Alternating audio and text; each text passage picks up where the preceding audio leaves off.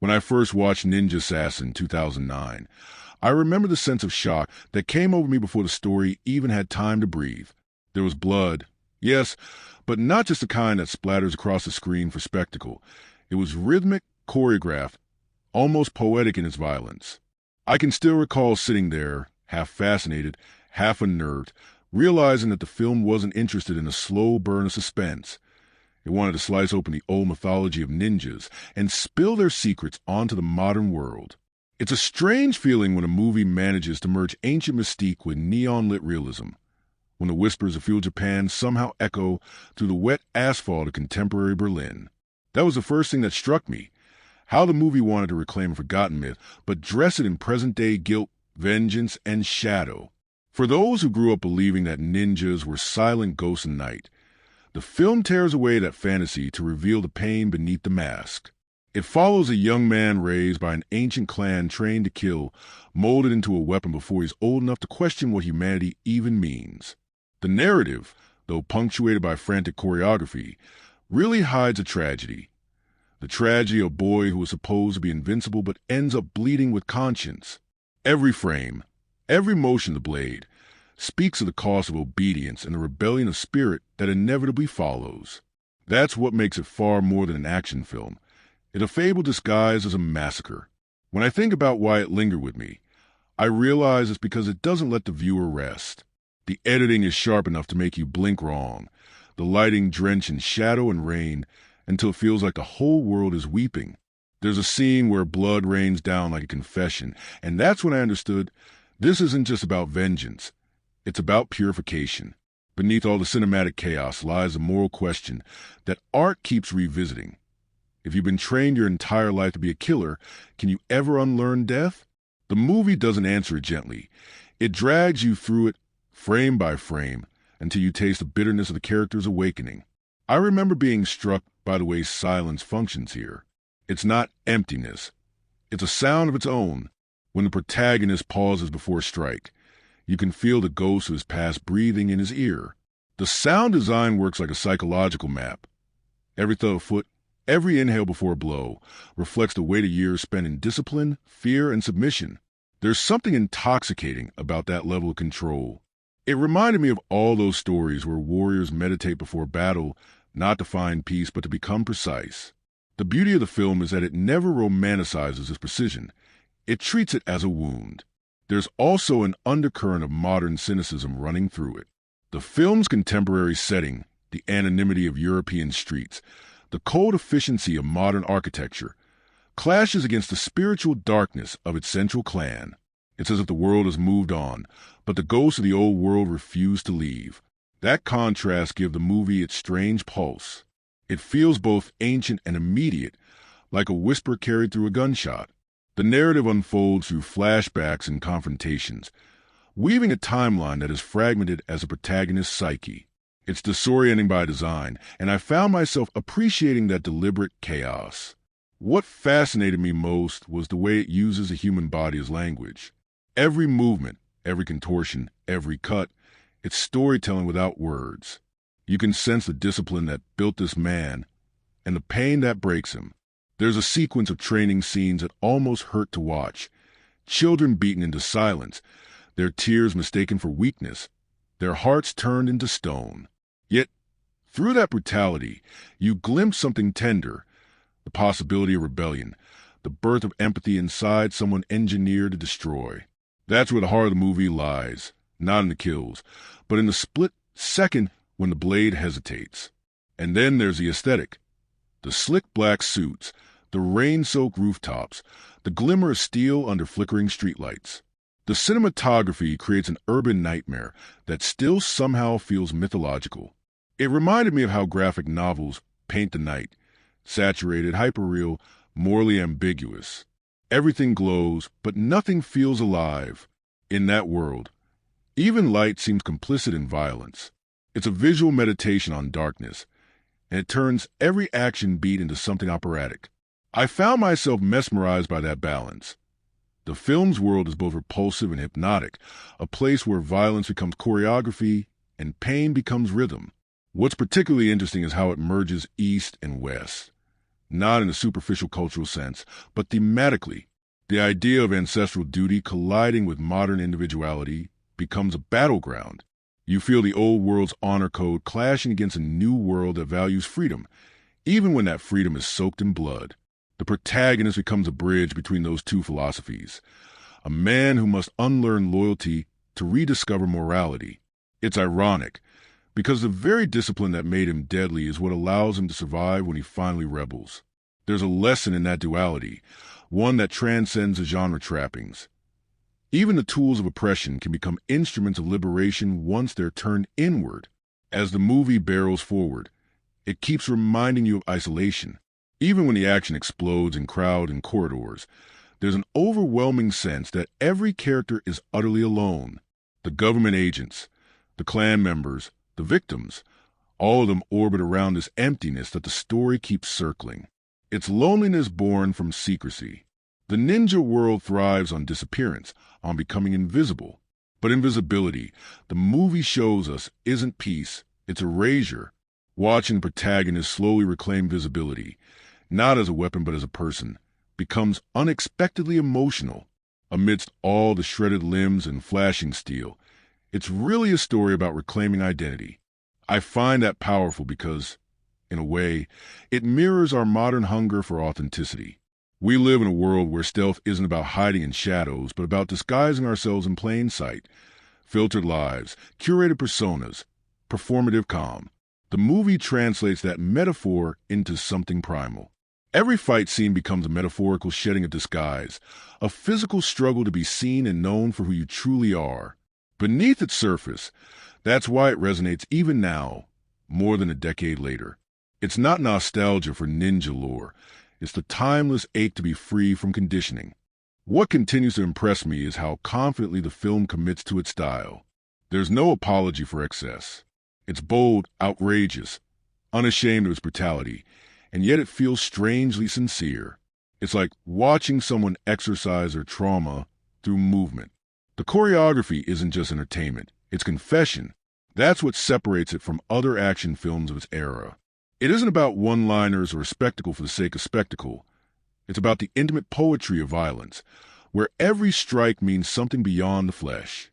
By the time the first act closes, you realize that what you're watching isn't just a story of revenge, but a spiritual rebellion. The protagonist isn't fighting for justice in a worldly sense. He's fighting to reclaim his soul from the ghost that made him. That's the kind of myth I've always loved, where redemption isn't delivered by gods, but earned through scars. It's a modern myth told in blood, and even if its execution feels extreme, its emotional core is ancient.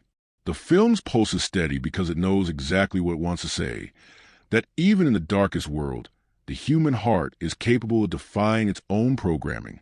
When I revisit it now, years later, I no longer see just the gore or the spectacle. I see a cinematic meditation on freedom and the price it demands. The film dares to suggest that sometimes, to save your humanity, you have to destroy everything that taught you how to live. It's a terrifying idea, but also liberating. And that's what keeps this film alive in my memory. The story opens with a whisper of myth and a splash of crimson. A tattooed gangster in a smoky room mocks the idea of ninjas. A legend he laughs, nothing more than bedtime fear. And within seconds his laughter is silenced. Blades appear from nowhere. Limbs fall before the camera can even register movement. The screen becomes a storm of shadows and arterial spray. And by the time it's over, you know exactly what world you've entered. One where death doesn't announce itself, it just happens. That first scene sets the tone perfectly. Absurdly violent, operatic, and yet strangely elegant. It's not just an opening. It's a promise that the movie will hold nothing back. Then comes a faint sense of order beneath the chaos. We shift into Berlin, that cold, rain-streaked city that looks both modern and haunted. A young woman named Mika, working as a Europol forensic researcher, is drawn into a web of killings that make no sense by modern logic. She finds links between assassinations across the world, crimes that carry no forensic trace except for whispers of an ancient clan. Her curiosity feels naive at first, almost academic, a scientist chasing fairy tales. But the deeper she digs, the more it feels like she's being watched by the ghosts she's studying. That's when we meet the central figure of this world, Reizo, the man who lived between myth and manhood, a product of the shadows she's chasing. Through Mika's eyes, the narrative builds its bridge between the ordinary and the mythical. One minute she's in sterile Europol office under fluorescent light. The next she's staring at fragments of ritual killings, each resembling an echo of the same hand. It's an investigation that begins with curiosity, but slides into obsession. The police can't connect the dots, and the audience, like her, can't yet tell what's real. And then the flashbacks begin, fragments of memories slice into the present, introducing the viewer to the Ozunu clan, an organization so ancient and hidden that it might as well exist outside of time. In those flashbacks, the film shows us the brutal mechanism that creates a ninja. The clan doesn't recruit, it takes. Children are stolen, orphans molded into weapons, love erased from their vocabulary. You see them running barefoot on stone, bleeding as they're whipped, slicing air with blades that weigh more than their arms. The master, Lord Ozunu, looms like a god of discipline and cruelty. His philosophy is simple. Pain is a mother's strength, and death is its perfection. Watching the young Reizo endure those rituals is disturbing because it's not sensationalized. It's mechanical, cold, methodical. The movie understands that indoctrination isn't fire and brimstone. It's repetition and silence. Among the children, Reizo stands out not because he's the strongest, but because he hesitates. He looks back when others don't. There's an early moment when a girl named Kariko offers him kindness, a gesture so small it feels like rebellion. She tells him that life exists beyond the shadows, that freedom can be imagined even if it can't yet be reached. It's a dangerous seed she plants, one that will eventually destroy the garden. When Kariko tries to escape the clan, she's captured, and the punishment becomes a defining trauma of Reizo's life. Forced to witness her execution at the hands of his brothers, he realizes that loyalty in the Ozunu world isn't about devotion. It's about fear. That's when his fracture begins. The storytelling here becomes nonlinear, bleeding between Reizo's memories and Mika's investigation. In the present, Mika's pursuit of evidence brings her closer to danger. She uncovers financial trails leading to the Ozunu, hidden payments for assassinations that governments pretend not to see.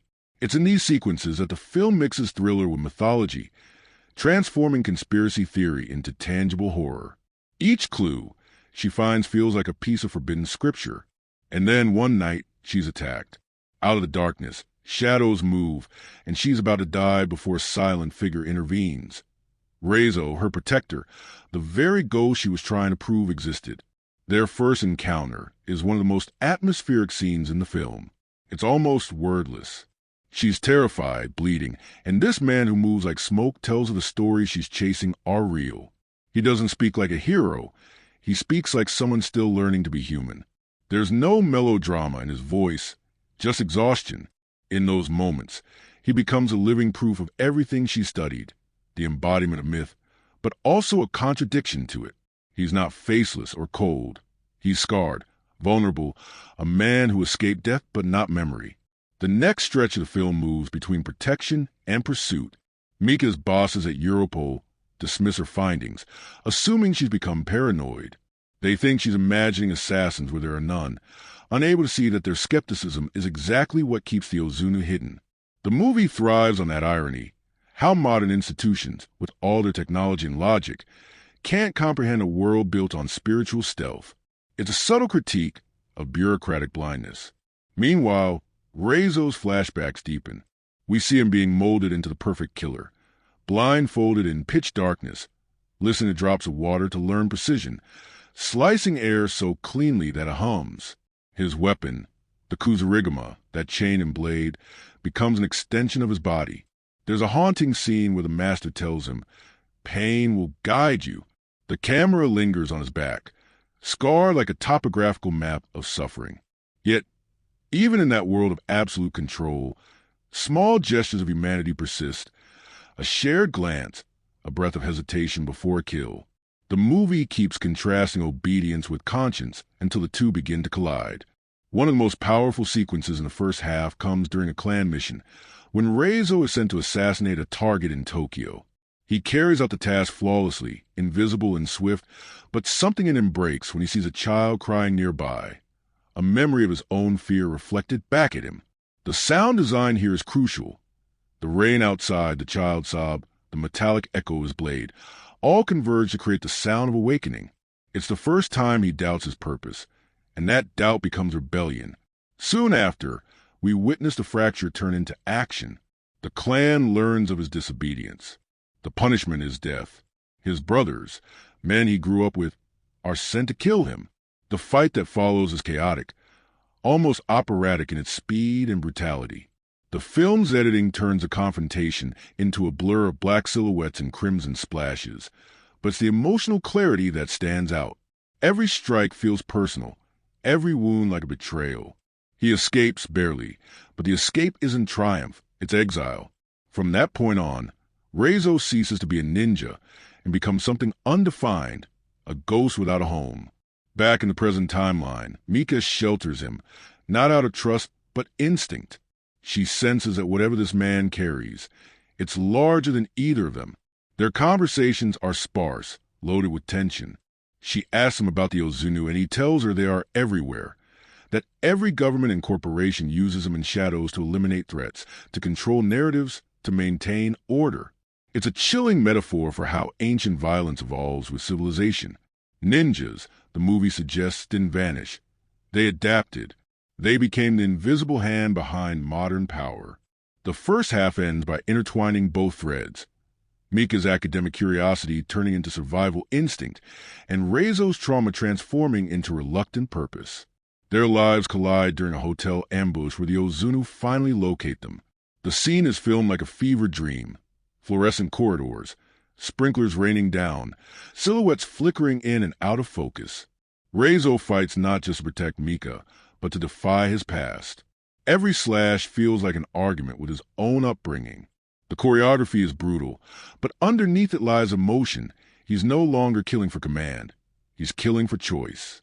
The violence reaches a crescendo when he takes on multiple assassins in complete darkness, the only light coming from sparks of clashing metal. It's both terrifying and hypnotic. A dance of silhouettes, a reminder that this world still belongs to shadows. Mika escapes with her life, but the event changes her forever. She's no longer the researcher peering into myths. She's a witness to them, and Reizo, now fully exposed, knows there's no turning back. As the first half closes, we see him tending to his wounds in silence, his body covered in fresh scars over old ones, and Mika watching from a distance, realizing that she's in the presence of something both ancient and tragic. The music softens, a rare pause in a film that rarely breathes, and you sense the storm that's about to come. The story has now aligned its two lost souls, one seeking truth, the other seeking redemption. The blood has been spilled, the ghosts have been awakened, and the shadows are preparing to reclaim their own. The film pauses here, like an inhale before the plunge, leaving the viewer drenched in dread and anticipation. What makes this first half so compelling is how it doesn't waste emotion on exposition. Everything you learn is through rhythm. Fight scenes that double as flashbacks, silences that function as dialogue, wounds that act as memories. It's storytelling through movement and texture rather than speech. The world of Reizo is revealed like a wound being peeled open, painful, reluctant, but necessary. By the end of this first arc, we understand him not as a hero but as a survivor of faith gone wrong. The genius of this section lies in how it balances two realities. On one hand, there's the mythical. Children stolen by an ancient clan, trained under moonlight to vanish into wind. On the other, there's the bureaucratic. Agents with computers and databases trying to prove what the world insists doesn't exist. The collision of those worlds gives the film its pulse. It's where fantasy meets disbelief, and in that intersection lies truth. Mika represents a rational mind. Reizo represents a suppressed soul. Together, they form a conversation about what modernity forgets. That darkness isn't gone. It's just well organized. By the time the credits would roll on the midpoint, you're no longer watching an action thriller. You're watching an allegory about indoctrination, trauma, and the dangerous comfort of invisibility. The first half of the story is less about external conflict and more about internal fracture. Reizo's war hasn't yet begun. It's only gestating. Mika's discovery hasn't yet become revelation. It's only starting to burn her old worldview. The entire half is a descent. Into myth, into memory, into the quiet horror of realizing that legends are just unacknowledged truths. When the screen fades after that last rooftop chase, you feel breathless, like you just run beside him through a corridor of shadows. The camera lingers on the skyline, a blur of rain, lightning, and ash, and the world seems to whisper again, the same way it began. That darkness never dies. It just changes its mask. And in that moment, you know the second half won't be about hiding anymore. It will be about confrontation, not between light and dark, but between belief and freedom. When the second half begins, the world feels smaller, tighter, like the walls have drawn in. Mika and Reizo are fugitives now, hunted not just by an ancient order, but by the disbelief of the modern world. Europol, embarrassed by what it can't explain, brands Mika unstable and dangerous. The Ozunu clan, shamed by Reizo's rebellion, unleashes its deadliest operatives. And in between these two forces, Reizo himself becomes something like a ghost in his own story, no longer belonging to the shadows, yet not accepted by the light. The movie pivots here from mystery to war. Every quiet corridor and rain-soaked street becomes a battleground between past and present. Mika hides Reizo in a safe house, a place that feels too bright for someone who has lived his life in darkness. She treats his wounds, her hands trembling. Try to reconcile the mist she's uncovered with the human she's now touching. It's a hauntingly intimate moment. He winces, not from pain, but from memory. Every scar on his body tells a story of obedience, a map of lessons etched in flesh. She asks him why he saved her, and he answers simply, because she would have. He's talking about Kariko, the girl who once showed him kindness in the clan. In that single line, the whole weight of his journey is distilled. He's been carrying her ghost inside him ever since. The narrative at this point begins to fracture between the chase and the confession. Reizo starts revealing the truth of the Ozunu, not to the authorities but to Mika, the only person willing to listen. Through his memories, we witness the clan's inner world. The rituals, the killings, the children conditioned to kill each other for approval. It's grotesque, but what lingers isn't the blood, it's the quiet resignation in their eyes. These sequences are lit in deep red and black, almost painfully, as if we're looking into a myth that the camera barely has a right to record. The film keeps returning to the moment of Kariko's execution, revisiting it not for shock, but for understanding. Each flashback peels back another layer of Reizo's guilt. His failure to save her, his silence in the face of cruelty, his complicity in survival. In the present, Mika's investigation reaches its boiling point. She gathers evidence linking global assassinations to the Ozunu, records, transactions, coded communications that could expose them. But as always, truth comes with a cost. Her superior, Ryan Maslow, initially skeptical, begins to believe her but is forced to walk the line between institutional loyalty and moral duty. The tension builds as Europol tries to use Reizo as bait to locate the clan. They promise protection, but you can feel the weight of betrayal hanging in the air. The story becomes a morality play. Who can you trust when deception is bred into the bones of your enemy? One of the most unforgettable sequences in this half occurs when Reizo is captured. The authorities, believing they can control what they don't understand, detain him in a sterile government facility. Bright lights, reinforced glass, endless corridors. The irony is cruel. A man who has spent his life imprisoned in darkness is now trapped in light. It's the kind of visual reversal that feels almost poetic. Mika pleads with her superiors, warning them that the Ozunu will come for him, but no one listens. They assume legend cannot penetrate bureaucracy. And then the storm begins. Night falls, and with it comes a clan, hundreds of silent assassins descending upon the compound like shadows turned tangible.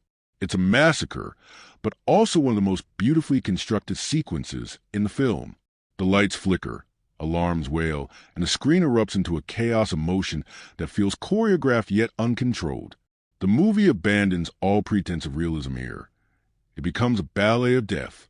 You can barely distinguish who's attacking whom. It's as if the building itself has turned hostile. Amidst this, Reizo is freed, his chains severed not by kindness but by necessity. He fights through waves of his former brothers, each clash more brutal than the last. Each face a memory he'd rather forget. Mika runs through the chaos, her white shirt soaked with blood, clinging to files that no longer matter. In that moment, she becomes more than a researcher. She becomes a witness to history, the only person capable of carrying proof that the old world still bleeds into the new. But she's caught in the crossfire, and when the clan finally corners him, Reizo makes the choice that defines him. He turns his back on escape to stand between Mika and the monsters that made him. It's not a heroic pose, it's an act of penance. He's not fighting for victory, but for forgiveness. The fight that follows is almost surreal. The editing cuts between past and present, between his first days of training and his final stand. Every blow he lands echoes against a memory of cruelty. You see him striking down faces that once shared his meals, once whispered secrets beside him in the dark. There's no satisfaction, only exhaustion. The choreography, drenched in crimson and shadow, becomes a confession without words. For a moment, it feels like he's not fighting people but ghosts. The ghosts of indoctrination, the ghosts of obedience, the ghosts of himself. In the midst of this, Mika is gravely wounded. The scene slows, her body falling in slow motion, her blood mixing with rainwater. Reizo catches her, and for a heartbeat, the film pauses. The sound fades, leaving only silence and his trembling breath. It's a moment that redefines his journey. From weapon protector, from executioner to redeemer. He carries her through the fire as explosions consume the facility, and for a second, you might think that's where it ends. But the movie isn't done yet. The true confrontation still awaits him, far away, in the heart of the clan's stronghold.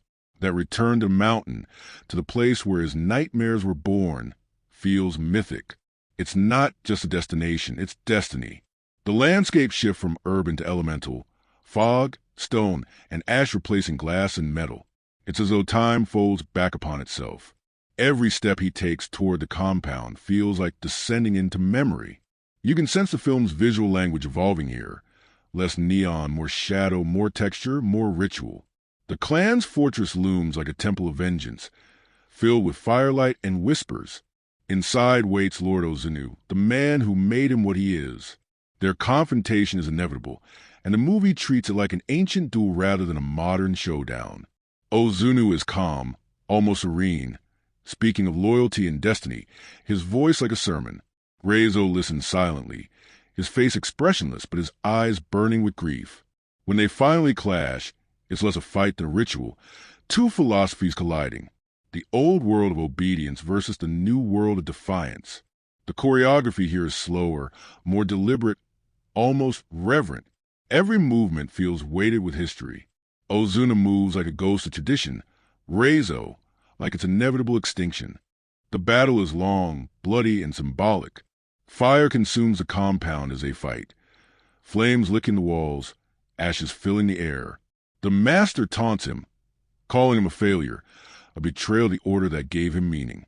Reizo answers with silence and steel. Each strike he delivers feels like a sentence in an unwritten confession. Finally, in a sequence drenched in firelight, he gains the upper hand, severing the chain that once bound him, both literally and metaphorically, and delivers the killing blow. It's not victory that registers on his face afterward. It's emptiness. The death of the master doesn't free him from the pain. It only ends a cycle. As the fortress burns, Mika, miraculously alive but weakened, watches from afar, the dawn breaking behind her. The mountain glows red, as if bleeding one last time. Reizo steps into the light, his body battered but his spirit unburdened. There's no triumphant music, only the soft hum of wind. He looks out at the horizon, and for the first time, we see peace flicker across his face. The clan is gone, the ghosts have been silenced, but the cost is everything. He turns away from the ruins, vanishing into the mist, not as an assassin, not as a savior, but as a man finally free to exist. What gives this ending its weight is how it reframes the entire story. The film began with fear of death, fear of failure, fear of the unseen. It ends with acceptance. Reizo's journey is not from darkness to light, but from denial to acknowledgement. He doesn't conquer evil. He recognizes it within himself and chooses to stop feeding it. That's what makes the resolution quietly profound. In a genre obsessed with vengeance, this movie chooses redemption, not through forgiveness from others, but through reclaiming selfhood. In the aftermath, the world returns to silence. Europol covers up the incident, labeling it a contained security breach. Mika recovers in a hospital, her reports ignored, her evidence buried under politics. Yet, she keeps one photograph, a blurred frame of Reizo walking into the mist. It's a reminder that what she witnessed was real, even if no one else believes her. That small act of remembrance becomes the film's final gesture, truth surviving through memory. What's remarkable about this half is how it humanizes myth without diminishing its power. The ninjas are no longer faceless monsters, but tragic remnants of a philosophy that valued silence over compassion. The idea that mastery requires pain is exposed as a lie. The true mastery, the film suggests, lies in choosing not to kill. It's an inversion of the entire genre's moral structure. Instead of glorifying skill, it glorifies restraint. And that's what makes the second half linger in the mind long after the credits roll. The cinematography evolves too. Where the first half was about contrast, light versus shadow, rain versus flame, the second half is about convergence. Everything merges, color, movement, emotion. The palette becomes warmer, even amid violence, as though the film itself is healing. The blood no longer shocks. It flows like closure. The editing, once frenetic, now breathes. You sense the director pulling back, allowing the audience to feel instead of flinch. The final 20 minutes almost play like a requiem, a farewell to discipline, to duty, to the ghosts of obedience that haunt every man trained to kill. And yet, beneath its closure, the story leaves questions unanswered. What becomes of Reizo? Does he vanish into obscurity or become a legend himself? Does Mika ever tell the world what she saw, or does she carry it like a secret? The movie doesn't say, and that's what makes it feel mythological. Legends don't end. They dissolve into rumor, waiting for someone else to rediscover them. Rewatching that final image, Reizo standing on the mountaintop, dawn bleeding into fog, I realize that one of those endings that's less about finality and more about freedom. He doesn't bow, doesn't smile, doesn't speak. He just breathes. That single act, for a man who's lived his life in control, feels monumental. The warrior who was once invisible finally exists without needing to hide. It's a small gesture, but it carries the weight of redemption. When the credits roll, you feel strangely serene. The chaos of blades and blood gives way to silence, and that silence feels earned. The film closes the circle began, with shadows, with death, but now with meaning. The ninja, once a symbol of fear, becomes a metaphor for transformation. And in that transformation lies the film's heart. It's not about how many enemies you kill, but how many versions of yourself you can let die to be free. That's why the second half resonates so deeply. It's less an ending and more release. The movie doesn't just resolve its plot. It redeems its myth. By turning violence and confession and vengeance into reflection, it reminds us that even the darkest stories can end in light. Not bright, blinding light, but soft, forgiving dawn. The kind that doesn't erase the night, but accepts it as part of the whole. And in that acceptance, there's peace. What fascinates me most about the film is that every character, no matter how small, carries a fragment of a larger wound. The story may revolve around a single warrior's rebellion, but each person who crosses his path represents a different mirror, a reflection of what he was, what he lost, and what he might still become.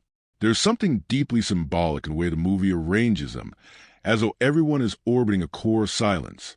In that sense, it isn't a story about people as much as it is about echoes, each character resonating with a distinct frequency of pain, duty, or awakening.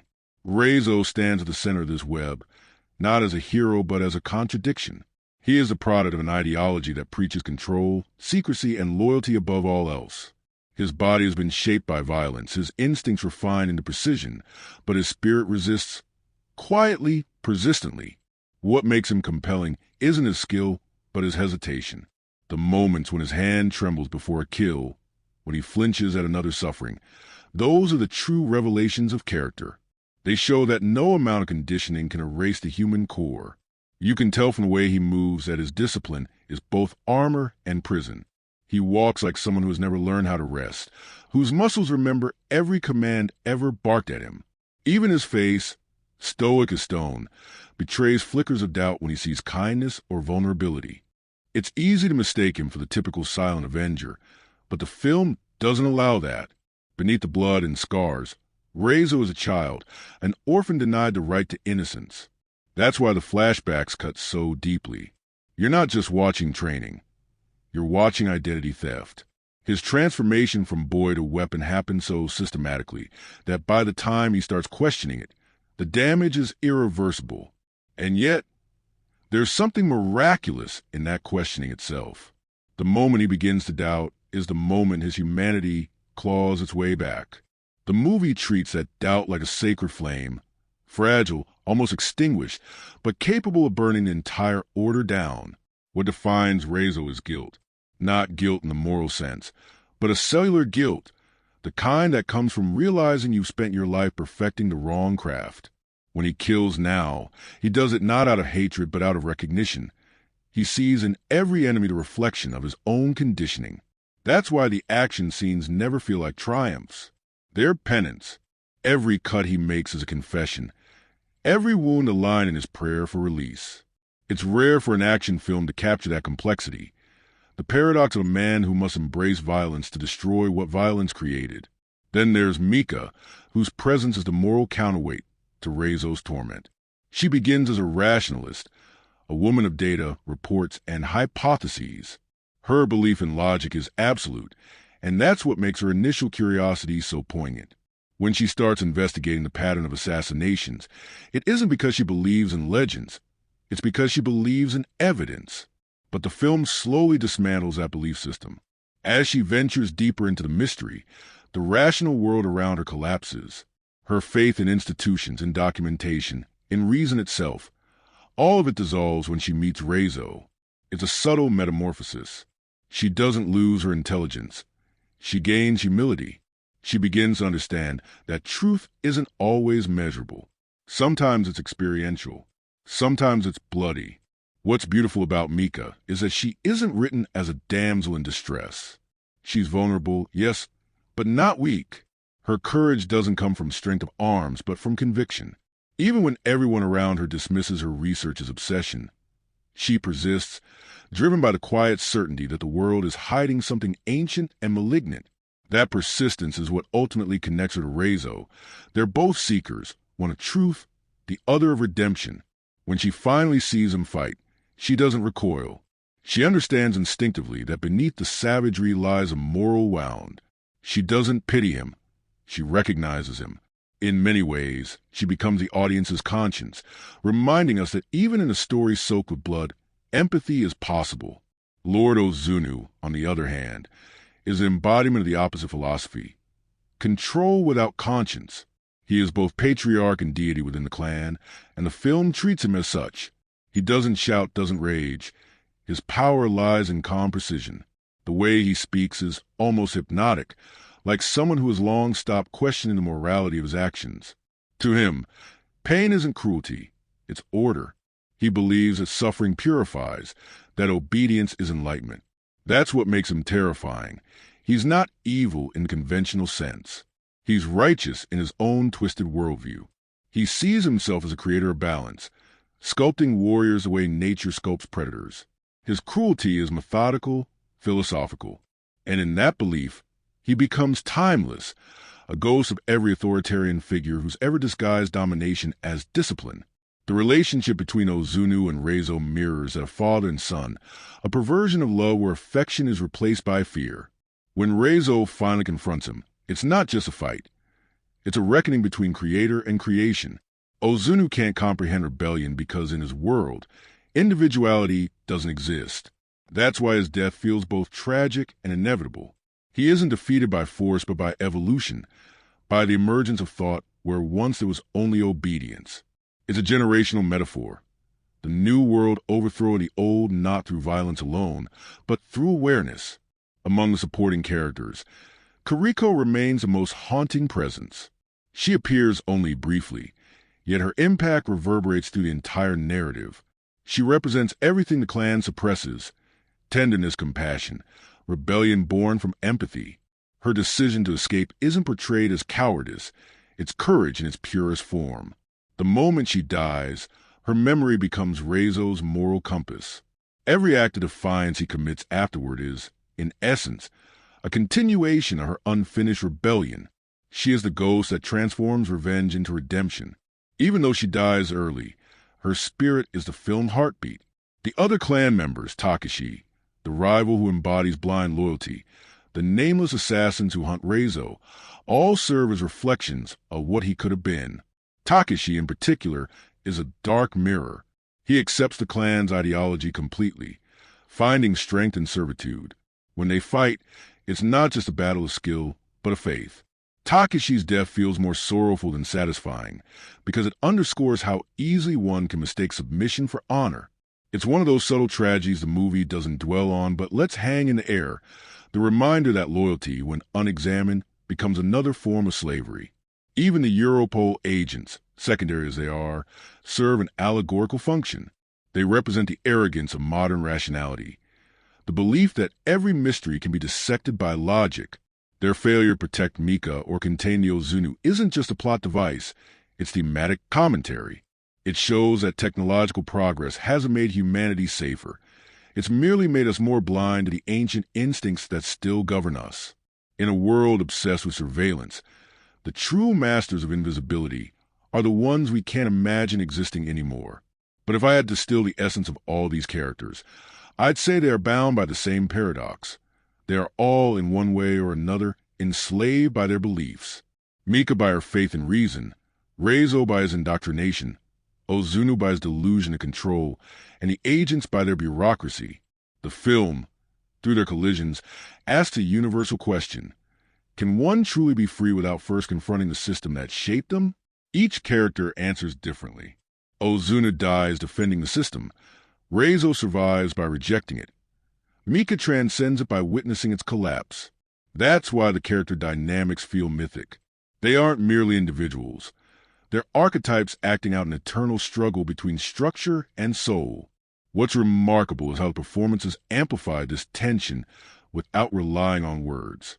Rain, who plays Reizo, uses his physicality as dialogue. His expressions are minimalist, but his body speaks volumes. The way he breathes, the precision of his movements, the microsecond pauses before every strike, all reveal internal conflict. He's a man who's learned to hide emotion until it leaks through the seams. His stillness is eloquent. Meanwhile, Naomie Harris as Mika grounds the story in humanity. Her performance is a blend of fragility and determination. You believe her not because she's fearless, but because she's scared and still chooses to act. Sho Kosugi's portrayal of Ozunu is masterful in its restraint. He doesn't play a villain. He plays a doctrine. His voice carries the weight of centuries. You can almost believe he's lived through every war he references. There's an unsettling serenity in his menace, like a monk who has mistaken cruelty for meditation. It's that complexity that gives a final confrontation its emotional weight. You don't want him dead. You want him to understand. And when he can't, his death feels like the end of an era, not just a life. Even minor characters, like the young recruits or the assassins in the facility raid, are choreographed with symbolic purpose. Each movement seems to express a different stage of indoctrination. The younger ones move with grace, still believing in purpose. The older ones with fatigue, like ghosts too accustomed to killing to question why. That gradation gives the world texture. It's not just a hierarchy of power, but a belief. You can sense how indoctrination ossifies over time, turning living people into ritual. The interplay between Reizo and Mika grows quietly profound by the end. They don't share romance. What binds them is recognition. She sees in him the living proof of what she's always believed, that truth hides in places society refuses to look. And he sees into the world he never knew could exist, one where compassion isn't weakness but strength. Their bond feels sacred in its simplicity. She doesn't try to save him. She witnesses him. And that act of witnessing, of acknowledging his pain without flinching, becomes the emotional climax of the film. It's through her gaze that he begins to see himself not as a weapon, but as a man. If the film story is about liberation, its characters are the mechanisms of that liberation. Each represents a rung on the ladder from ignorance to awareness. The journey begins in blind obedience and ends in self-definition. The transformation isn't clean or easy, it's soaked in blood, but it's honest. By the time Reizo walks into dawn, every relationship he's formed, every ghost he's faced, has served a purpose. The master taught him control, the girl taught him empathy, the woman taught him understanding. Together, they form the trinity of his rebirth. What's perhaps most striking is that none of them are perfect. Mika's curiosity almost gets her killed. Reizo's vengeance nearly consumes him. Ozunu's faith blinds him. Yet their flaws are precisely what make them human. The movie's strength lies in refusing to sanctify anyone. It doesn't offer saints or sinners, only victims of belief. Even the assassins, who seem irredeemable, are shown as products of the same machine that broke Reizo. In that sense, the true villain isn't a person but an idea, the idea that control is purity. That belief drives every death in the film, and its dismantling becomes the film's redemption arc. By the end, when the fire consumes the fortress, you realize that the real transformation isn't external. The flames don't just destroy a physical space, they burn away the illusions that bound these characters. Mika emerges with faith in the unseen. Reizo emerges with peace. Even Ozunu's demise feels like a reluctant release. It's the cycle of rebirth that myths have always promised, destruction as a form of purification. And through it all, the characters feel less like people you watch and more like archetypes you recognize within yourself. That's why the movie works on an emotional level despite its exaggerated violence. Beneath the gore lies a parable about identity, how it's shaped, stolen, reclaimed, and reborn. Each character embodies a different stage of that process. You could watch the entire film without dialogue and still understand everything through the character's physical language. It's storytelling that transcends speech, driven by motion, silence, and gaze. When I think back on it, what stays with me isn't the blood or the fight choreography, but the faces. Reizo's haunted eyes staring into the dark, Mika's trembling conviction, Ozunu's calm cruelty, Kuriko's fleeting smile. Each face tells a story of belief tested and broken. Each one reminds you that the most dangerous prisons are the ones built inside the mind. And when Reizo finally steps into dawn, it isn't the triumph of good over evil. It's the triumph of awareness over obedience. That's what makes these characters unforgettable. They're not just survivors of violence, but survivors of ideology. What fascinates me about this film, beyond its narrative of vengeance and redemption, are the strange little truths that live behind its creation, those fragments of reality that almost feel like myths themselves. Every movie carries hidden details, production quirks, accidents, and decisions that give it texture beneath the surface. But in this case, the strangeness goes deeper than trivia. It begins with a peculiar paradox that the film tries to modernize an ancient myth while itself being shaped by almost ancient levels of discipline and secrecy in its making. The first strange fact that always surprises people is how deeply the lead actor, Rain, immersed himself in the physical and psychological demands of the role. He wasn't just playing a ninja, he was trying to become one. His training lasted more than 6 months. Under actual martial arts experts and stunt coordinators from a Matrix team, they made him wake before dawn, train until sunset, repeat drills that blurred endurance and pain. He practiced with live blades, learning precision cuts on watermelons and bamboo stalks until his movements became automatic. He didn't use doubles for most of the scenes, not because of ego, but because the film demanded an almost spiritual authenticity, the kind of precision that cannot be faked. Rain lost so much weight that he looked sculpted out of wire and sinew, and he later said that he lived on chicken breast, vegetables, and distilled water for weeks before shooting began. The irony is that this physical torment mirrors Reizo's own. An actor's suffering portray a man trained through suffering. The film blurred fiction and discipline until they felt inseparable. Then there's the strange fact of its production origins.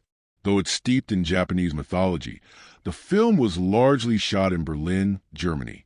The choice seems odd at first, ninjas under European skies, but that dislocation was deliberate. The producers wanted a world that felt neither here nor there, an environment that echoed Reizo's displacement. The industrial grid of Berlin provided a perfect visual metaphor for modern alienation.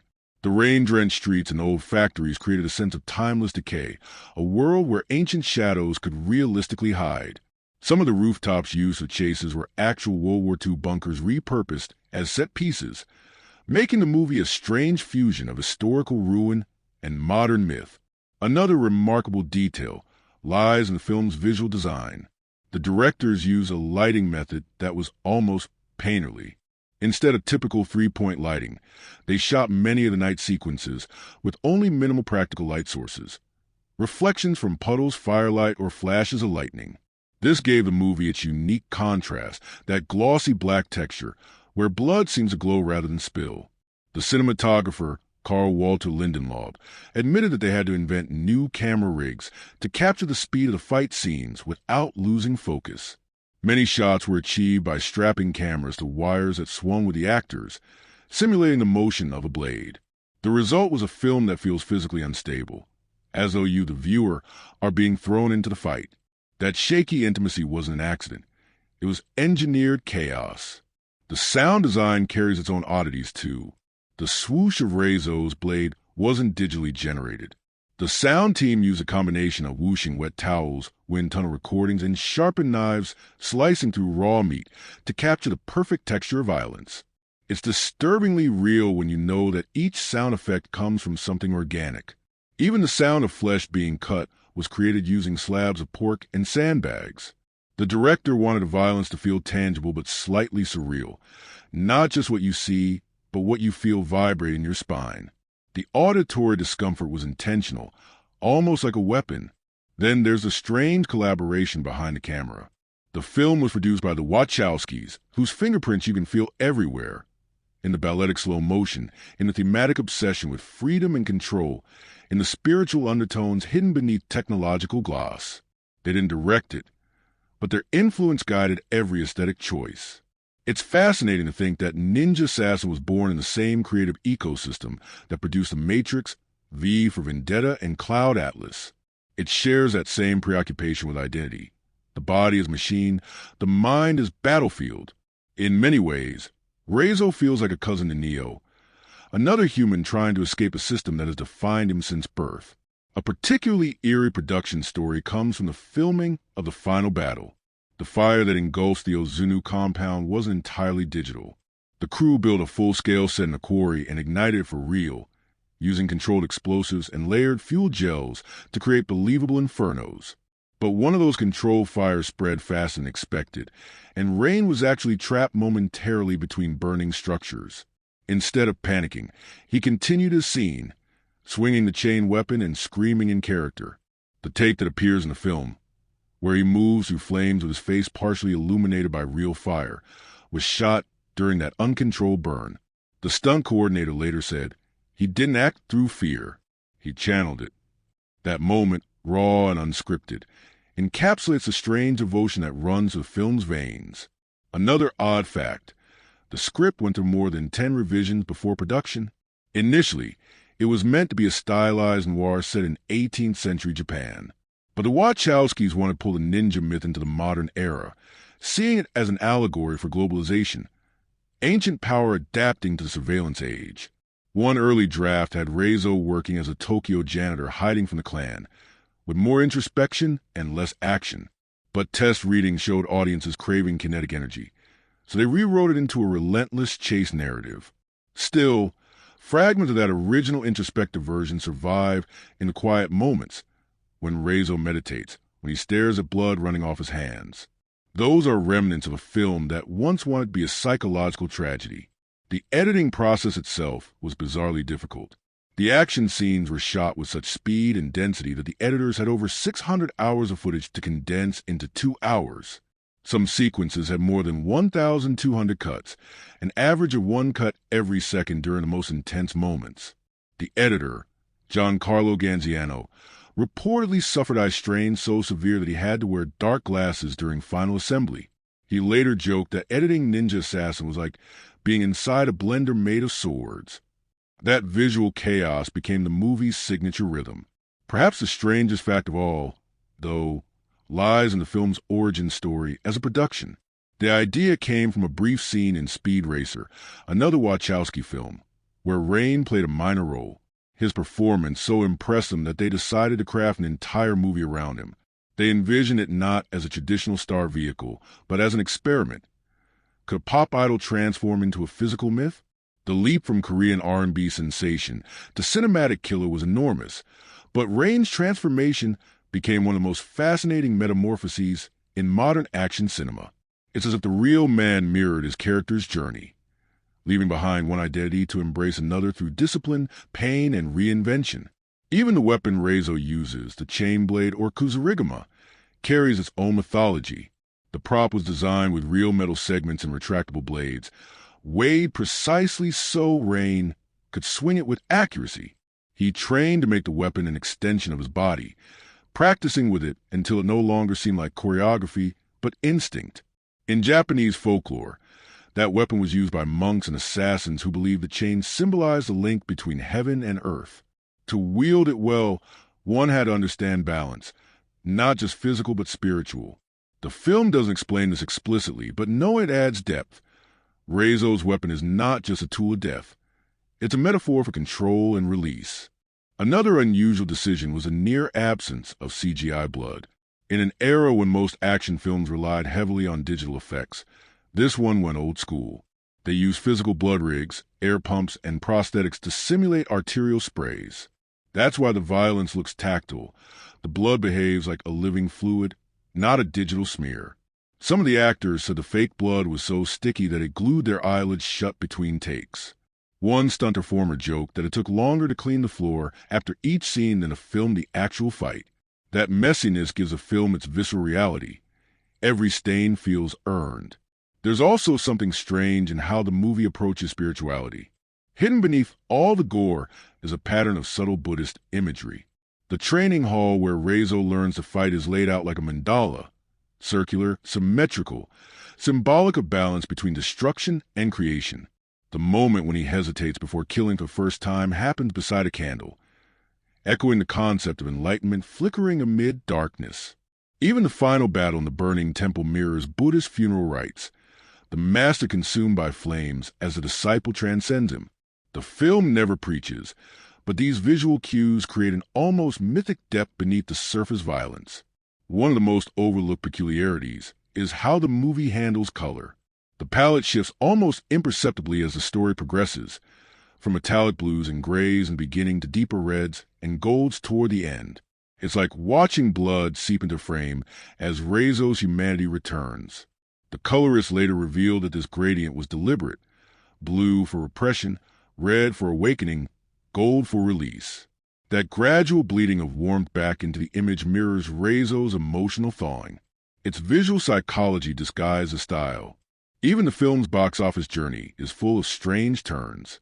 It wasn't a massive hit upon release, but developed a cult following years later, especially among martial arts enthusiasts and digital artists. Many credited it with reviving interest in practical fight choreography during an era dominated by CGI-heavy superhero movies. Ironically, critics who initially dismissed it as mindless violence later revisited it as an experiment in cinematic stylization. Time turned its flaws into features. The movie aged better than expected, not because it became more relevant, but because modern action cinema became more artificial, making this film's tangible brutality feel refreshing in retrospect. Another strange anecdote. During filming, Rain reportedly kept a small notebook where he wrote down thoughts as his character. Lines like pain is breath, obedience is death, light burns, filled the pages. None of it appears in the movie, but those fragments give you a glimpse into the intensity of his preparation. He treated Reizo as a psychological project rather than a role, not playing him but deconstructing him. That obsessive approach resonates throughout the film. Even when he's silent, you feel an undercurrent of thought, as if he's having an internal dialogue we can't hear. The strangest part about Ninja Assassin might be how it became a mirror for its own audience. When it released, people expected a straightforward action flick. Instead, they found something tonally inconsistent, half brutal, half meditative, unsure whether to thrill or to mourn. That confusion is what made it fascinating. It wasn't designed to comfort. It wanted to disturb, to remind us that beauty can exist in violence, that mastery and madness often look alike. And the strangest thing of all is that the film succeeds precisely because of its success, because it refuses moderation. It feels unfiltered, like a cinematic fever dream born of too much discipline and too much freedom colliding at once. There's one more eerie coincidence that fans love to mention. The number 9, the symbol of completion in Japanese numerology, appears repeatedly throughout the film. 9 assassins attack Reizo in the warehouse scene. The chain weapon spins 9 times before striking in his final duel. The film's runtime, 99 minutes, is itself a nod to that pattern. Whether intentional or accidental, it gives the movie a strange symmetry. The story of a man whose life was shattered into pieces finally coming full circle for the number that represents finality and rebirth. Perhaps the ultimate strangeness lies not in any single fact, but in the film's overall existence. It's an American-made movie about Japanese lore, filmed in Germany, starring a Korean pop star, produced by American auteurs who believe in cyberpunk philosophy. It shouldn't work, yet somehow it does, a cultural hybrid that transcends boundaries. It's a product of globalization, told through a myth that resists it. Its strangeness becomes its identity. When you look at it from a distance, Ninja Assassin begins to feel like one of its own metaphors, a film born from discipline and rebellion, precision and chaos. Every strange fact behind it seems to echo its story. An actor torturing himself to embody pain, a production team chasing shadows in European ruins, a narrative about invisibility made by people working behind walls of secrecy. Even its failure pleased mainstream audiences aligns with Reizo's fate. Misunderstood, exiled, yet surviving in legend. It's rare when a movie's making becomes a reflection of its message. But here, that's exactly what happened. The more I uncover these fragments, the more I realize that Ninja Assassin isn't strange because of its content. It's strange because it's sincere in a genre that rarely is. It believes in its myth, its blood, its poetry of motion. It takes itself seriously in a way that modern cinema often mocks, and that seriousness gives endurance. Its strangeness is its honesty, the refusal to wink at the audience, the commitment to turn even absurd violence into art. And maybe that's why, years later, people still return to it. Because beneath all the oddities, there's something real, a pulse, a purpose, a reminder that sometimes the strangest creations are the most human. When the movie first hit theaters, it divided audiences with surgical precision. There was no middle ground. People either found it exhilarating or unbearable. It was the sort of film that made critics argue not just about quality, but about purpose. I remember reading reviews that called it a triumph of style over substance, others that hailed it as a brutal ballet, and some that simply didn't know what to make of it. What was striking wasn't the disagreement itself, but the intensity of it. Everyone seemed to react viscerally, which is a hallmark of any film that dares to be distinctive. There's something profoundly revealing about how Ninja Assassin forced critics to pick a side. It's as if the film itself was a test of how much beauty one could tolerate in violence. At its release in 2009, mainstream cinema was flooded with superhero narratives, polished franchises, and sanitized fight choreography designed to appeal to mass audiences. Against that backdrop, this film felt almost anarchic. It had no interest in comfort. Its pace was relentless, its tone unapologetically dark, and its imagery far too grotesque for casual viewers. The blood didn't behave like movie blood. It behaved like confession, and critics, long accustomed to irony and detachment, found themselves confronted by a work that took its myth dead seriously. To them, that sincerity looked outdated. Yet, for others, it was exactly what gave a movie its power, a return to primal storytelling stripped of pretense, where morality wasn't debated but bled onto the screen.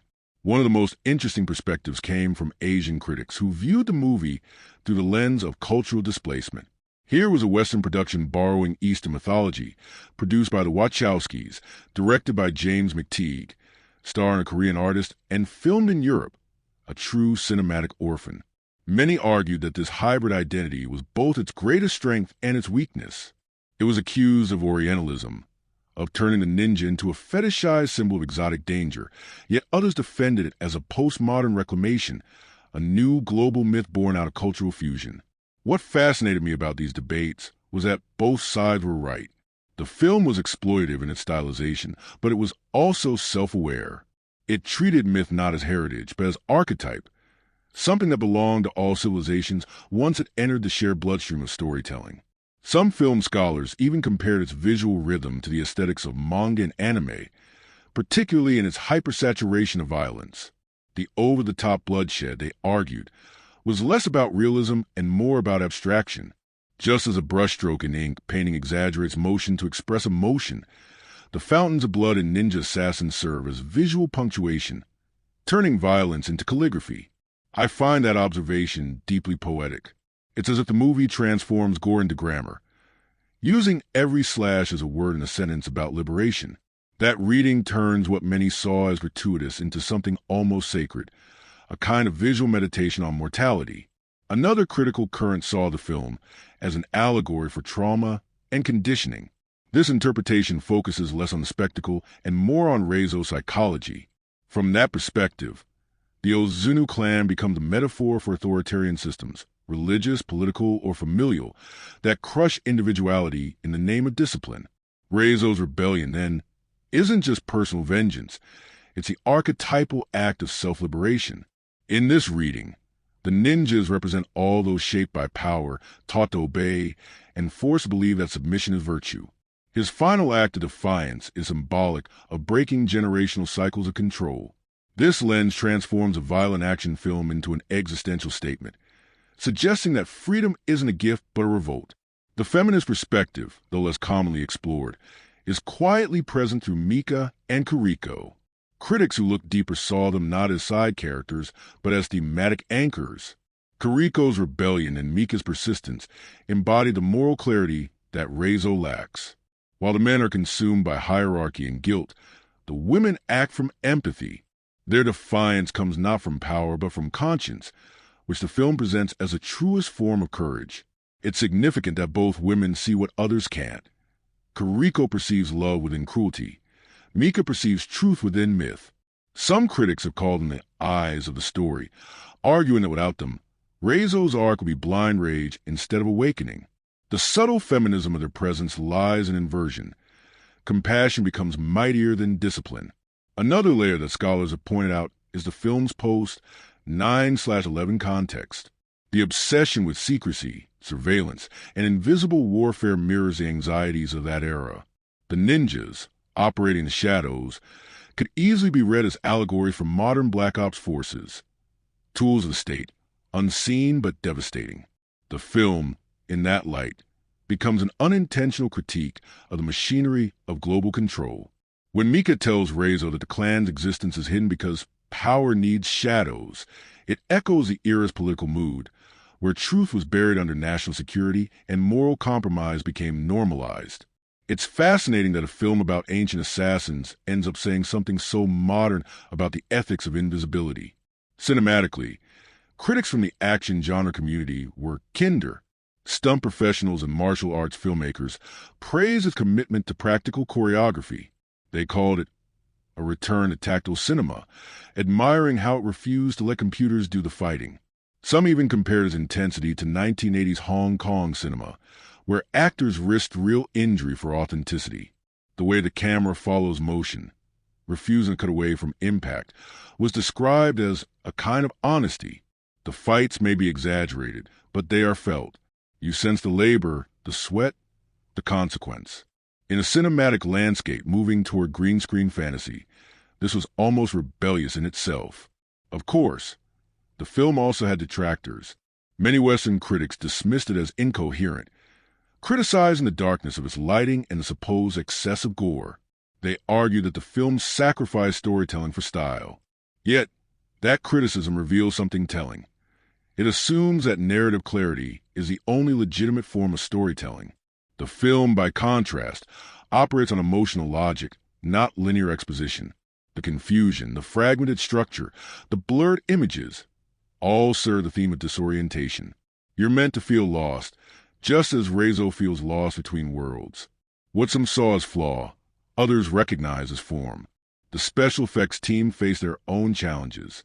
While much of the blood was practical, the visibility of dark fluid against dark backgrounds posed technical issues. They ended up tinting the fake blood with reflective pigments, so it would catch light like liquid glass. That's why, in the movie, every drop of blood seems to glow faintly. It's a trick of chemistry and lighting, not computer graphics. They also experimented with temperature-controlled gels that would evaporate under heat lamps, allowing the crew to film blood that steamed in real time. These odd experiments turned what could have been cheap splatter into a kind of visual choreography. Another behind-the-scenes curiosity lies in the sound department. McTeigue didn't want traditional music cues dictating emotion. Instead, he asked the composers to design what he called rhythmic dissonance, layers of percussion and ambient hums that would pulse like heartbeats during fight scenes. The composers, Ilan Eshkeri and Johnny Klimek, recorded actual chain rattles, metal drags, and even guttural breathing to incorporate into the score. They wanted the soundscape to feel alive, to blur the line between soundtrack and environment. During post-production, they even lowered certain fight noises into subsonic frequencies, so audiences would feel the vibration in their chests without consciously hearing it. The goal was immersion through discomfort, to make viewers' bodies react the way Rezo's would in battle. On set, the relationship between McTeigue and Rain was famously intense but respectful. The director pushed him constantly, knowing that his exhaustion would translate into authenticity. One anecdote from the crew describes a scene in which Rain had to perform a long take of chain combat after a 16-hour day. When the take finally ended, he collapsed. The crew rushed in, assuming he'd fainted, but Rain opened his eyes and whispered, "Again." McTeigue just smiled and said, "Now we've got it." That mutual obsession defined their collaboration. Naomie Harris, who played Mika, had a very different experience. Her role demanded emotional vulnerability rather than physical strain, but she found the atmosphere so intense that she described the set as haunted by discipline. She once said in an interview that even between takes, Rain stayed silent, moving like his character. She compared it to working with Monk, who only spoke when absolutely necessary. The crew affectionately nicknamed him Shadow. There's a photo from the set where he's sitting alone on a stairwell, drenched, barefoot, staring at his weapon like it's alive. That image says more about the film's spirit than any promotional poster ever could. The production's strangest challenges often came from the weather. Filming in Berlin meant unpredictable rain, and because rain was essential to the film's aesthetic, they often had to fake it. The artificial rain machines, combined with sub-zero temperatures, caused water to freeze on the ground, turning sets into ice rinks. Crew members slipped constantly. One assistant director broke a wrist, and Rain nearly fractured his knee during a rooftop sequence. Yet the production rarely halted. They would melt ice with industrial heaters, wipe down surfaces, and continue filming until dawn. There was an unspoken rule. No one complained, because the film itself was about endurance. McTeigue's direction was a balancing act between precision and improvisation. While fight choreography was meticulously planned, emotional beats often evolved spontaneously. For instance, the quiet scene where Rezo tends to Mika's wounds wasn't scripted with dialogue. McTeigue told the actors, "Just breathe." He wanted intimacy without words, humanity amid the chaos. The stillness of that scene, surrounded by an otherwise relentless film, came from the exhaustion of two people who had simply run out of energy to perform. It's one of those happy accidents that only brutal production schedules can produce, a genuine moment of vulnerability captured because everyone was too tired to fake it. The editing process was as extreme as the shooting. Post-production stretched over a year. The editors had to manage hundreds of hours of footage, often shot from multiple angles with handheld and wire-mounted cameras. McTeigue worked closely with them, crafting rhythm like a composer layering instruments. They discovered that cutting too smoothly destroyed the impact of violence, so they introduced intentional irregularities, skipped frames, micro-stutters, visual distortions that mimicked the disorientation of combat. It's an aesthetic that later influenced John Wick's approach to pacing, proving that the film's experiments weren't wasted. Financially, the project walked a tightrope.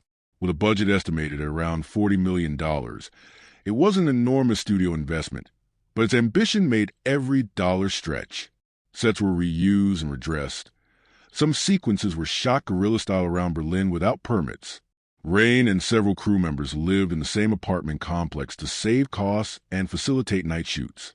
It became less a studio film and more a collective ritual, a group of obsessive craftsmen chasing perfection under impossible conditions. One amusing behind-the-scenes story involves the prosthetics team. Because of the film's reliance on practical gore, they built dozens of silicone body parts, arms, heads, torsos, each designed to explode or dismember differently depending on the weapon. Crew members began naming them like pets. There was Charlie, the head used in the opening scene, Bruno, the torso for the dojo execution, and Sally, a leg that accidentally made it into multiple scenes because no one could bear to discard it. It's macabre but oddly endearing, a reminder that even in such intensity, humor survived. Even stranger were the injuries. Rain suffered numerous cuts and burns throughout production. During one fight with a stunt performer wielding a live-edge prop, his arm was sliced open. Instead of stopping, he wrapped it, finished the scene, and only then went to hospital. McTeigue visited him afterward, and Rain supposedly told him, Rezo wouldn't have stopped either. That line became a mantra for the entire crew. There's a story about one of the Berlin sets that still circulates in film circles. The dojo set, built inside an abandoned factory, was rumored to be haunted. Crew members claimed to hear whispers or footsteps late at night when only skeleton crews remained.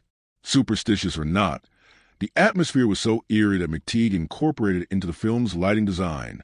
Long corridors, dim candles, faint echoes. He later said that the building itself felt like a ghost that wanted to be filmed.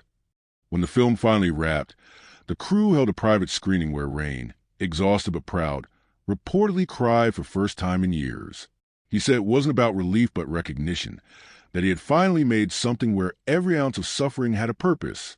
McTeigue, in his quiet Australian way, simply nodded and said, "We made discipline beautiful." That phrase, oddly enough, captures the entire production spirit. Even the marketing campaign reflected the film's relentless tone.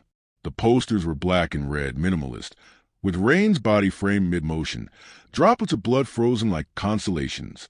The trailers were soundtracked, not with rock music, but with low industrial pulses, echoing the movie's heartbeat. The promotional team avoided humor or irony.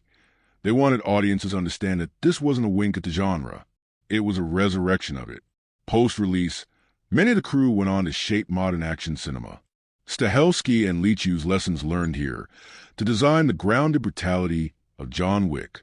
McTeigue continued exploring visually charged thrillers, and Rain's dedication inspired a new wave of performers willing to train like athletes rather than actors. The ripple effect of this production extended far beyond its box office numbers. It changed the tone of action filmmaking, back to real sweat, real shadows, real consequence. What I find most endearing about the behind-the-scenes world of Ninja Assassin is how much it feels like a collective act of madness that somehow birthed clarity. Everyone involved spoke of exhaustion, injury, and frustration, yet they all described it as transformative. They weren't just making a film. They were undergoing a kind of shared initiation, the same way Rezo does in the story. The production became its own dojo, and the movie its graduation ritual. Years later, when Rain was asked in an interview whether he'd ever do a sequel, he smiled and said, "Only if I forget how much it hurt." That answer is both funny and tragic, the perfect summary of what this film represents. Art that bleeds for authenticity, a production that believed pain could be turned into beauty. Behind every perfectly timed kick, every blade swing, every raindrop glistening on skin, there's a ghost of that effort. The film's world of shadows was built by people who learned how to live in them, and that, perhaps, is the greatest production secret of all. There's something hypnotic about the way this film builds its world. It doesn't rely on exposition or narration to tell you where you are.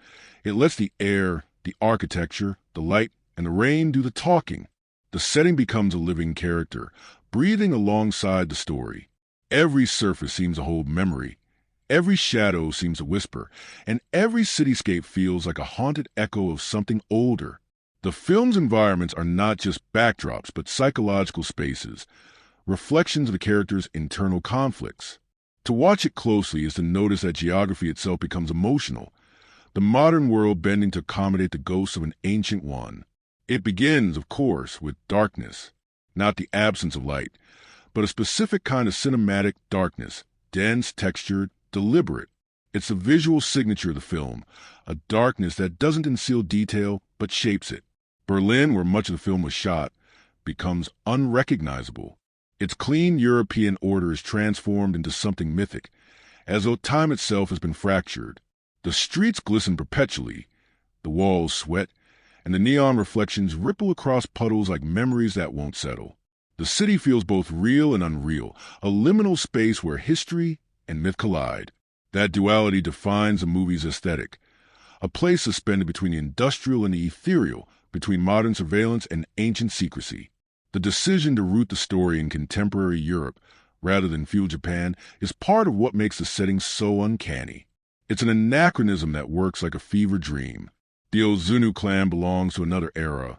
Their temples, rituals, and philosophies are centuries old, and yet they operate in the modern world, traveling through subways, infiltrating skyscrapers, killing under fluorescent light. This collision of worlds gives the movie its pulse. It suggests that mythology never really dies. It just adapts to new architecture. The ninjas don't haunt forests or mountaintops anymore. They haunt parking garages and government corridors. The modern city becomes a new kind of labyrinth. Its glass towers replacing the mountains of old Japan. Its surveillance cameras standing in for watchful spirits. It's a visual metaphor for how old power hides within new systems. One of the most stunning examples of this thematic fusion is the Europol headquarters. Sterile, angular, flooded with light. It's the visual opposite of the clan's lair, yet the film subtly links them through composition. Both spaces are governed by symmetry, by hierarchy, by cold precision. The difference lies in color and texture. One gleams in metallic blues, the other burns in earthen reds. The cinematography creates a silent dialogue between these two environments. The modern world thinks it has replaced the old one, but visually they are twins, both obsessed with control. It's no coincidence that the climactic raid on the Europol facility feels like a ritual violation, as if the shadows are reclaiming the illusion of order.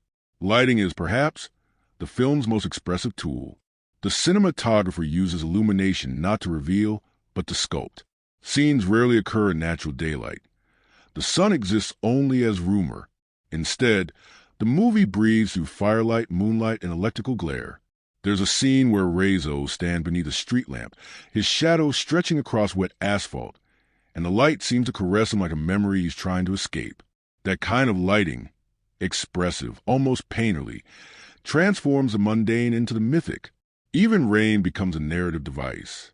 It isn't weather, it's absolution. Every drop that falls seems to wash away fragments of his conditioning, as if the world itself is trying to cleanse him. Rain and shadow together define the movie's texture. The water amplifies the gloss of steel and skin, creating reflections that multiply the characters. Reizo's face shimmering in puddles, his movements duplicated by mirrored surfaces. It's as though the environment refuses to let him be singular, reminding him of the clones, the doubles, the brothers he's lost. Meanwhile, the darkness wraps around him like inheritance. Every scene feels like it's happening at the edge of visibility, that threshold where fear and fascination meet. The cinematography forces your eyes to adjust constantly, engaging you physically. You strain to see, and in that effort, you experience the same tension as the protagonist, always searching for clarity in a world built to obscure. The clan's temple is an extraordinary piece of design, both minimalist and suffocating. It's built from wood, stone, and shadow, with geometry so precise it feels unnatural. The set designer studied Zen monasteries and military barracks simultaneously, merging tranquility with oppression. The dojo sequences are drenched in red light, evoking both sacredness and violence. You can feel the heat of discipline in those rooms, the faint echo of barefoot steps, the whisper of fabric cutting air, the muted crack of strikes landing on flesh. Everything in that environment is designed for silence. Even the architecture conspires to erase individuality. Corridors repeat endlessly, doorways are identical, and the only distinguishing feature is the flicker of candlelight. The space feels infinite but claustrophobic, a paradox that mirrors Reizo's existence within the clan. Contrast that with the urban spaces Mika occupies. Her world is defined by glass, reflection, and transparency, yet she's the one trapped by illusion. The film uses transparency as irony. In theory, the modern world's glass walls should symbolize openness and clarity, but in practice, they become screens that separate people from truth. Mika's offices, with their sterile brightness, feel just as isolating as the clan's temples. The mise-en scene keeps placing her behind glass panels or computer screens, emphasizing her disconnection from reality. When she finally steps into Reizo's shadowed world, it's not descent into chaos, it's awakening. The film's environments guide her psychological transformation. Clarity blinds her, darkness frees her. Camera movement reinforces these contrasts beautifully. In scenes set within Europol or city streets, the camera glides with mechanical stability, reflecting bureaucracy's rigidity. Inside the temple or during combat, it becomes fluid and predatory, moving like an extension of the fighters themselves. McTeigue and his cinematographer treated the camera as another blade, cutting through space, slicing perspective, never static for long. Sometimes it seems to stalk the characters rather than observe them. That subtle motion makes the viewer complicit. We don't just watch violence, we participate in it. Color plays its own psychological symphony.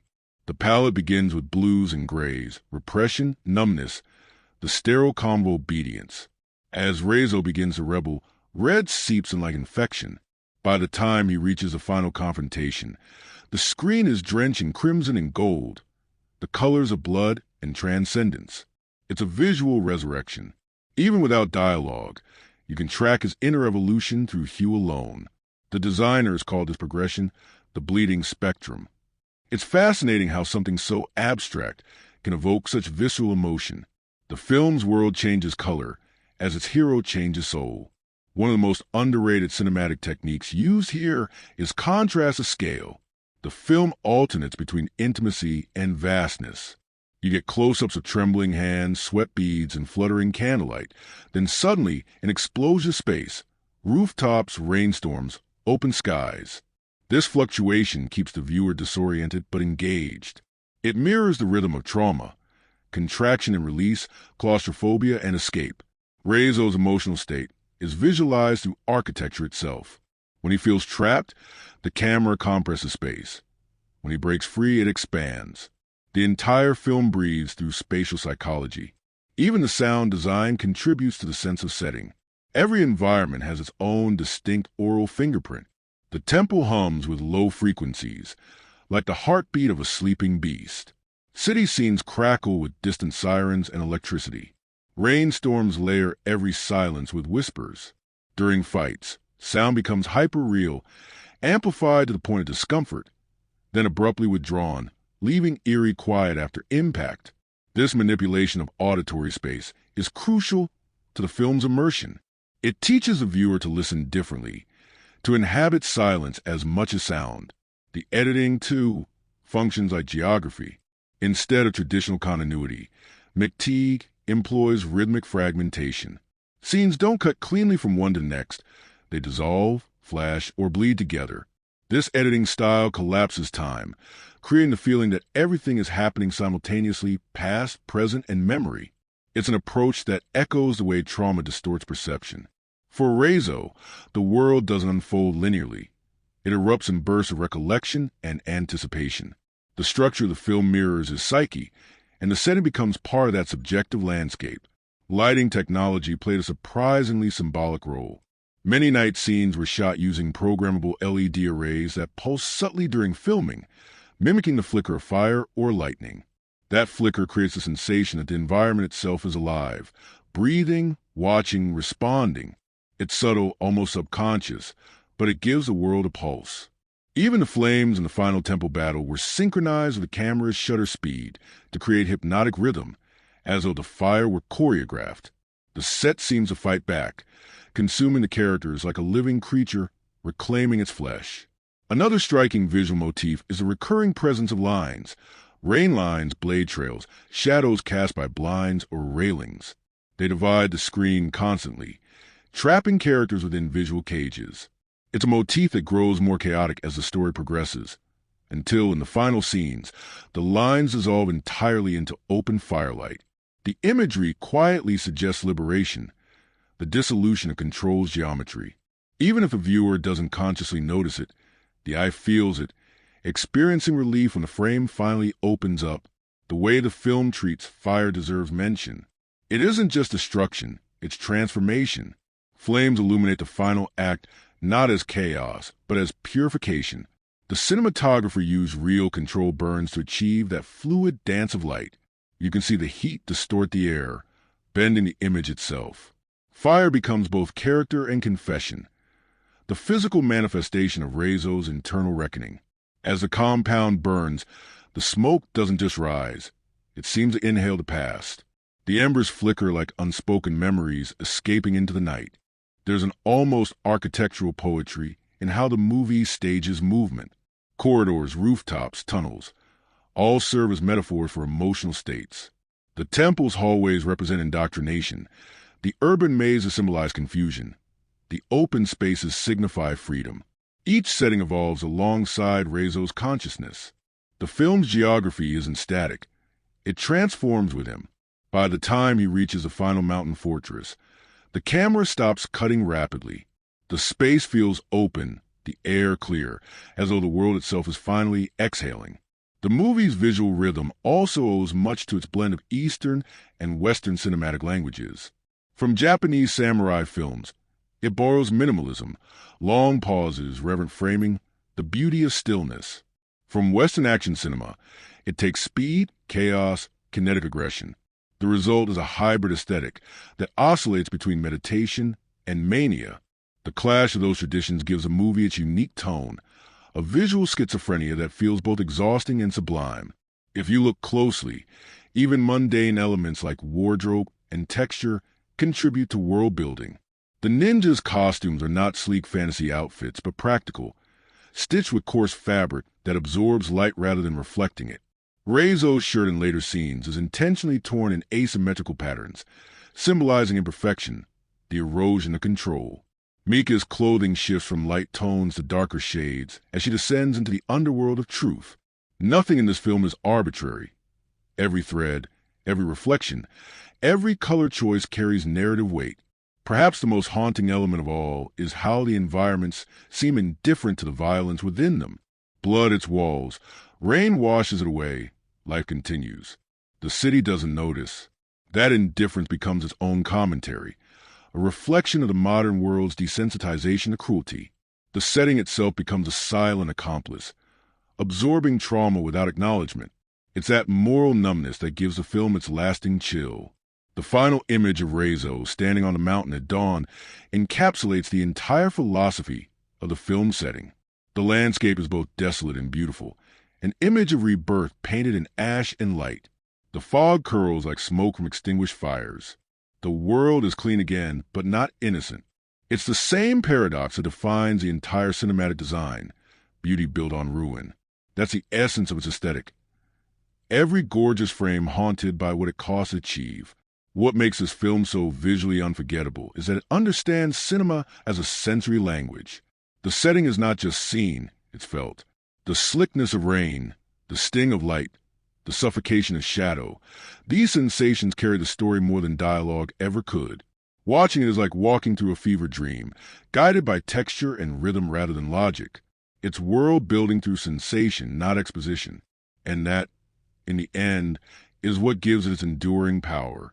It's rare to find a film where the environment feels sentient, where the air itself seems to judge the characters. Every space in Ninja Assassin feels aware of what's happening inside it, as though the world has been watching these rituals for centuries and is finally tired of them. The city doesn't rescue or condemn, it simply witnesses. And in that witnessing lies a strange grace. The setting becomes a moral center, silent, patient, eternal, while humans, bound by their cycles of control and rebellion, burn brightly and briefly within it. There's a special kind of energy that lives on a set where everyone knows they are making something risky. It's half madness, half devotion. The mixture of exhaustion and pride that can only exist when a group of people decide that realism is worth bleeding for. Behind the lens, Ninja Assassin felt less like a studio production and more like a secret ritual carried out by a tribe of craftspeople obsessed with precision. The stories that emerged afterward sound exaggerated, yet every one of them carries the same undercurrent of truth. The filmmakers weren't just recording violence. They were enduring it.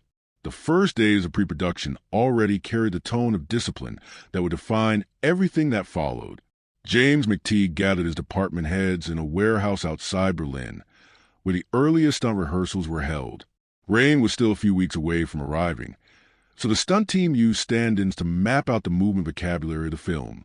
They spent those days under flickering fluorescent lights, testing how darkness would affect timing, how long the camera could hold a blur before clarity dissolved into abstraction. One technician later said it was like watching scientists experiment with fear itself. McTeigue kept repeating a line that became the production's mantra: "If we can feel the blade before we see it, we're close." That meant every camera position, every light cue, every breath from an actor had to serve tension. When Rain finally arrived, the rehearsal space transformed into a monastic camp. He lived nearby, alone, without distractions. The stunt coordinators, Chad Stahelski and David Leitch, imposed a regimen so intense that the crew started calling it the temple. 6 hours of combat training, 2 hours of core conditioning, then weapon drills until midnight. Rain's commitment astonished even them. He never broke character. On set, he bowed before each session, as if stepping into prayer. The walls of the training warehouse were soon covered with chalk markings, angles of attack, chain trajectories, drawings of body rotation, all left by the stunt team like equations. It looked less like a movie prep room and more like the notebook of a warrior philosopher. One of the more surreal behind-the-scenes rituals involved sound. During weapon practice, the stunt team noticed that the rhythmic whipping of the chain produced a pitch that varied with tension. They started timing moves to that pitch, like musicians tuning instruments. McTeigue overheard one session and decided to record it. Those sounds, the metallic hums and percussive slaps, became the base of the final score's percussive layer. So, when you hear the chain when in a finished film, part of what you're hearing is the echo of real rehearsals, not studio simulation. The production design process had its own strange poetry. The art department built miniatures of the Ozunu compound using cardboard, ink, and sand to simulate texture. They studied ancient Japanese fortresses, but intentionally distorted proportion to heighten unease. Doors too narrow, ceilings slightly lower than comfortable, corridors leading nowhere. They called it spatial anxiety. Every set was constructed with subtle irregularities that the camera could exploit, angles that made depth deceptive, shadows that doubled upon themselves. During shooting, even seasoned crew members lost orientation inside the dojo set. The production designer laughed that it was perfect. If we're confused, the audience will be terrified. The Berlin shoot itself was a logistical nightmare turned legend. Winter rain froze into slush, and the artificial rain rigs multiplied the chill. Crew members layered plastic under their clothes to stay dry, yet everyone kept working through nights that dropped below 0 degrees. The cinematographer would sometimes see ice forming on camera lenses mid-take. Instead of halting, he'd use that frost as diffusion, capturing shots that shimmered with crystalline blur. What was originally a problem became aesthetic revelation. It's one of those behind-the-scenes miracles where nature collaborates out of stubborn indifference. The editing suite later became a battlefield of its own. McTeigue wanted the rhythm of combat to feel instinctive, almost musical. He sat with the editors, marking beats not by narrative but by pulse. They constructed sequences like symphonies, introductions, crescendos, rests.